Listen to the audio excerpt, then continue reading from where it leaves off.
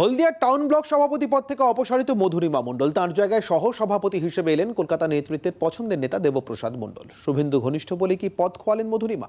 দুই জেলা নেতার মন্তব্য পাল্টা মন্তব্যে শুভেন্দু অধিকারী এফেক্ট দেখতে পাচ্ছেন অনেকেই। শুভেন্দু অধিকারীর অবস্থান কি হতে চলেছে পূর্ব মেদিনীপুরের দুর্দন্ত প্রতাপ যুব নেতার আগামী ভবিষ্যৎ? বিজেপি যোগের জল্পনাকে সাময়িকভাবে উড়িয়ে দিলেও শুভেন্দুর সঙ্গে দলের দূরত্বের প্রভাব পড়ছে জেলা স্তরে। শুভেন্দু ঘনিষ্ঠদের পদ থেকে সরিয়ে দেওয়ার অভিযোগ উঠছে, সঙ্গে নতুন স্থলাভিষিক্তরাও তোপ দাগছেন প্রকাশ্যে। সম্প্রতি সরানো হয়েছে হলদিয়ার টাউন ব্লকের সভাপতিকে।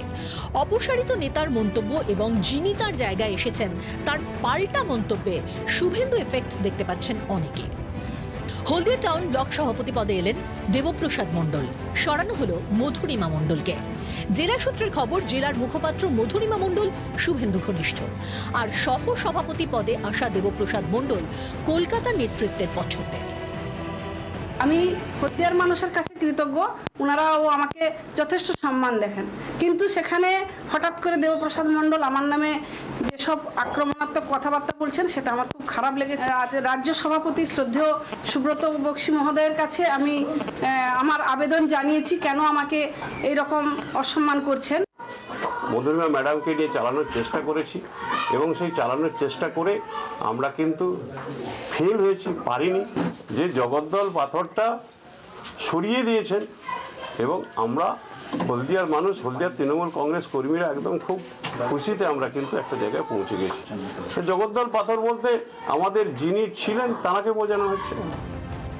শুভেন্দু ঘনিষ্ঠের অপসারণ ও নতুন স্থলাভিষিক্ত নেতার তোপ কি নেহাতি জেলার অন্তর্দলীয় রাজনীতি, নাকি এর নেপথ্যে কাজ করছে শুভেন্দু ফ্যাক্টর? বাড়ছে জল্পনা। হলদিয়া থেকে কিরণ মান্নার রিপোর্ট, জি24 ঘন্টা। হাওড়ার জগদীশপুরে তৃণমূল পঞ্চায়েত প্রধানের উপর হামলার চেষ্টার অভিযোগে উদ্দেশ্যপ্রণোদিতভাবে ধরা হয়েছে বিজেপি কর্মীকে। প্রতিবাদে কিছুক্ষণ ফাঁড়ির সামনে রাস্তা অবরোধ করে বিক্ষোভ হয়। এরপর বিজেপি কর্মীরা অবরোধ করে হাওড়া জেলা শাসকের বাংলোর সামনে বিক্ষোভ দেখায়। ব্যারিকেড ভেঙে এগোতে গেলে বচসা বাঁধে পুলিশের সাথে অবরোধকারীদের, হঠাৎ পুলিশ লাঠিচার্জ করে।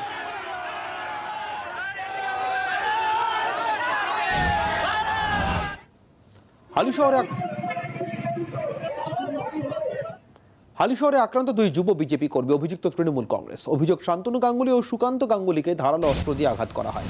আহত অবস্থায় তাদের নিয়ে যাওয়া হয় কল্যাণী জেএনএম হাসপাতালে। অভিযোগ অস্বীকার করেছে তৃণমূল। তাদের পাল্টা দাবি গোষ্ঠীদ্বন্দ্ব চাপা দিতেই এমন অভিযোগ।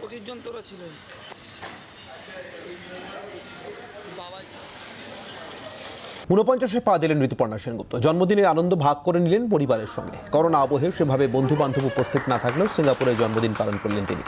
বাড়িতে হোটেলে পরিবারের সঙ্গে কাটালেন বিশেষ দিনটি। অনেকগুলো ছবি তুলে হ্যাপি বার্থডে